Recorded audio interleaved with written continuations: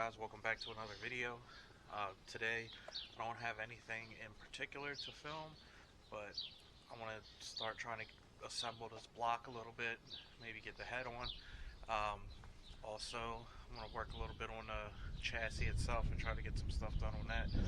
But right now we're just going to work on getting the oil pan gasket and a new oil pan on. So here's the block upside down. So basically I'm just going to take off this old gasket here. This is trash now. So I'm going to clean up this mating surface really well all the way around. I'm going to probably just use some brake clean and rags. Then right here where the oil pump seals, there's a line, one right here, and then where the rear main seal is, right over here and here. We're going to do a small layer of RVT, the silicone gasket stuff. So let's get started. So here's the block, nice and cleaned up. There's no oil residue at all around the lip. So here's my oil pan right here. I ended up welding a baffle into this one, and I also added a 1/2 inch MPT bong on there for my oil temperature gauge. And I also added this -10 on the front, just in case. That might be a future project if this ends up running good. So this is ready to go on. I just cleaned the surface really well. So now we're just going to do the RTV on those 4 creases that I showed you. So we're going with the Felt Pro multi-layer oil pan gasket again. That's the part number. It comes with the RTV. It also comes with these little plastic pegs. We're not going to need these. I went ahead and put the thin layer of silicone right where we needed it in the 4 corners. So right now I'm just going to throw this gasket on in the oil pan, and then I got to get the bolts together. So I have all the oil pan bolts on. So I'm about to torque these down. I'm going to post up the torque sequence and the torque spec on these. I believe off the top of my head it's like 22 or 23, but that'll go in right here.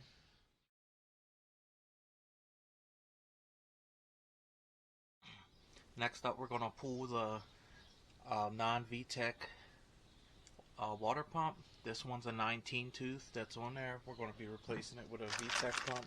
This one is 21 or 22 teeth. The only difference is when the LS starts to spin at high RPM, it's going to start creating air bubbles. So you need to run the VTec one when you're doing this. The old water pump is off. Cleaned up all the excess RTV that was on there before and cleaned it with brake clean, and I added a thin layer all the way around just to ensure a good seal. So there's 5 bolts. So when you tighten it, just tighten it like you're doing a 5-lug wheel, and make sure you put the gasket on that comes with the water pump. So the water pump's on, tighten down. Also just hand tighten on the new tensioner. If you didn't notice, I did put on the alternator brackets and the post mount, but I want to put the head studs on. I picked up some ARP ones, but I want to clean out the holes with compressed air and some brake clean, and it's like 7:15 in the morning, so I don't want to make too much noise, so I'm going to come back to that in a little bit. Alright, so while I'm waiting to be able to do the head studs, since I can't turn on the compressor since it's super early, I put in this adapter right here so I can have a 1/8 inch MPT. I already plugged it because I plan on turbo in this motor if it runs good. So I'm making all the provisions so it'll be real easy when it is time. So this will be the oil feed line to the turbo. And then I already have the drain right there, so I guess it's just a waiting game now until I'm able to do the head studs. So while we're waiting for some time to pass, get a little bit later so we can start using some air tools and stuff. One of the homies hit me up. His homie picked up a new car yesterday, so we're running over there real quick to check it out. So hopefully it's something cool.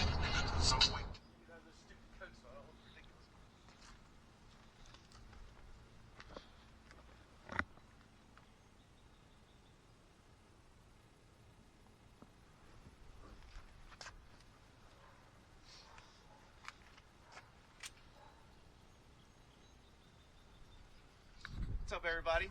This is Judd. Just bought this Miata. So what's done to it? Well, it's got a Garrett T25 turbo, a Kraken manifold, and downpipe. Super Miata cooler reroute. Ignore that. It's got Godspeed coilovers, Mega Squirt ECU. You can tune the engine through the media unit, and other than that, it's about what she came with, but it's not what she's going to stay with.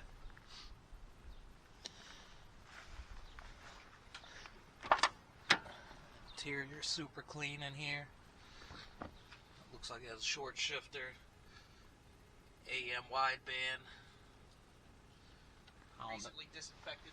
It recently disinfected. You know, you gotta watch out for that Rona.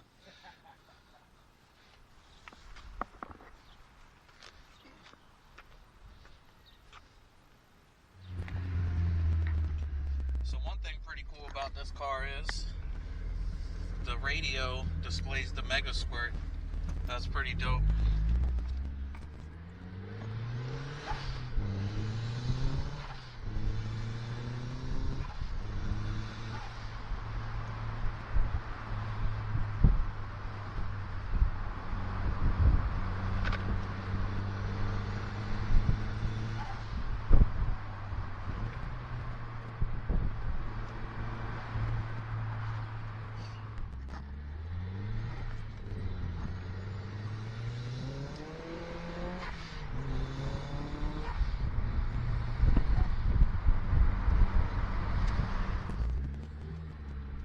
And she kicks sideways.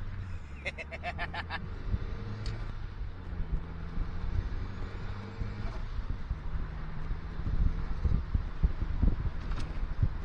dude. Oh, yeah. It's so good. Next time we see this car, it'll probably be a totally different animal. The owner is a mechanic by trade.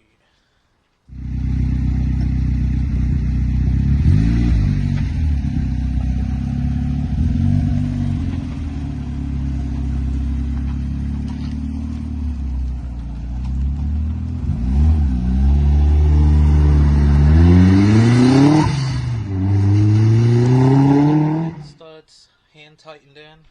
Make sure you use the ARP lube. I have the VTEC dowel pins, and I have the blocks head gasket. That's the part number. So right now, I just finished cleaning off the head. So we're going to set that on top of here. So now I'm dropping the washers on for the studs. So basically I just put it on this, line the needle nose up with the Allen key, and release it. And it's in there, but you really can't see it. So all those are done. So now I gotta put the nuts on. Alright, so to put the nuts on, the easiest way I found is take a magnetic screwdriver, stick it through the back, have the nut on there. Just take this and then thread it on hand tight. As it's tightening up, the screwdriver will come up. And that works perfect for me. I didn't have a hard time getting any of them on. So now I have to tighten the head studs. ARP recommends 80 foot-pounds in 3 steps. So if you divide 80 by 3, you get 26.66 or something like that. So I ended up picking up this Cobalt digital torque wrench. I got this from some guy off of Facebook Marketplace for 40 bucks, brand new. It was still in the original box and everything. So I'm going to tighten each one at the 26.6, and then the next one will go up, and we'll go up from there. I'll post the torque sequence right here.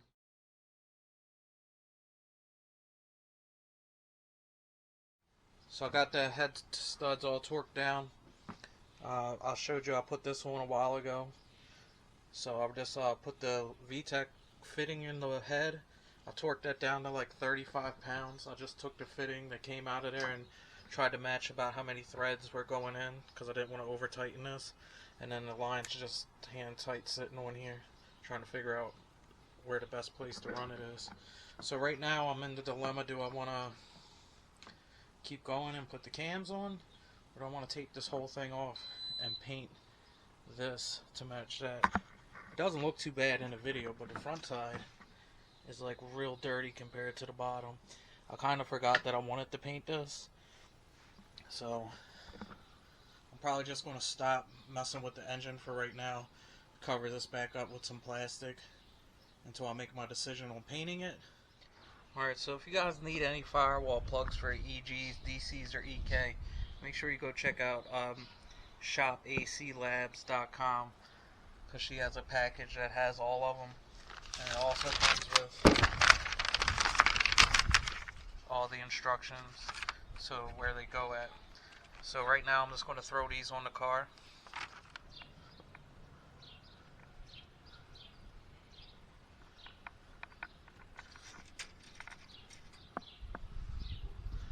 So that's pretty sick. I'm glad that most of those holes are filled in. It did come with a plug for this little hole right here, but I'm running the heat in this car, so I'll probably just save that for the other car. I don't know how well you can see that, but it's listed 1 through 8. And there's all the factory part numbers. So if you need any of these, hit her up right here.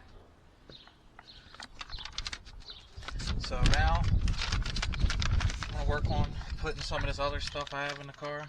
So let me go grab that real quick and we'll start on that. So we're gonna start on the $25 fuel line tuck.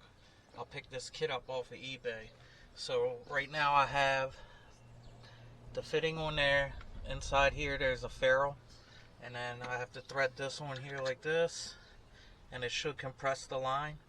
So I'm gonna tighten this down and I'll show you the rest of the kit. So here is the fuel line. So it's got the compression fitting here, dash 6 fuel filter, and then this is a swivel, so you can angle it however you want, and then comes up to here.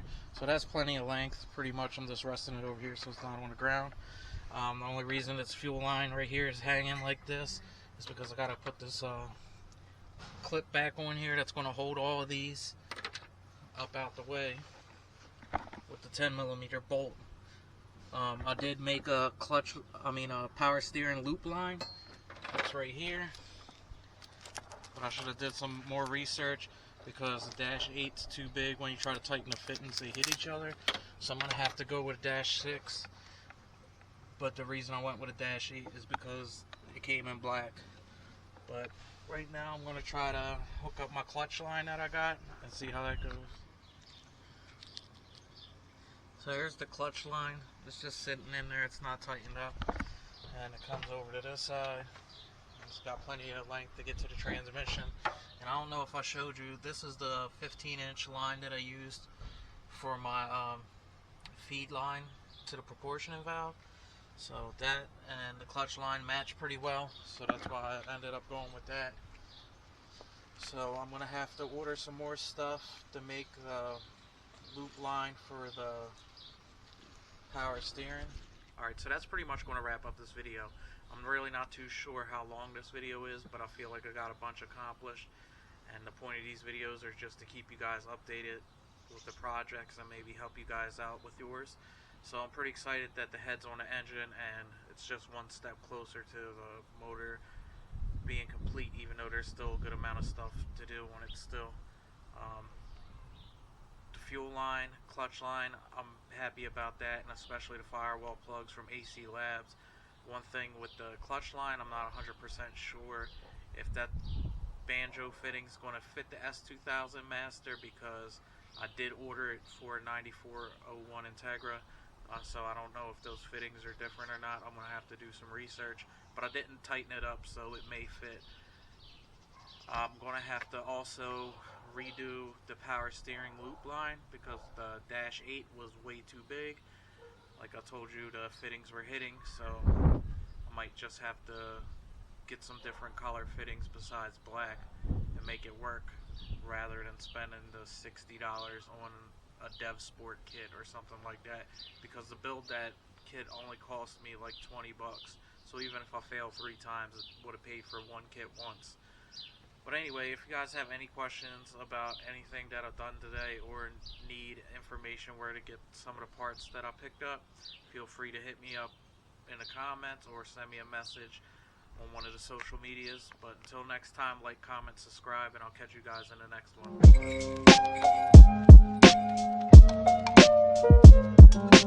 one.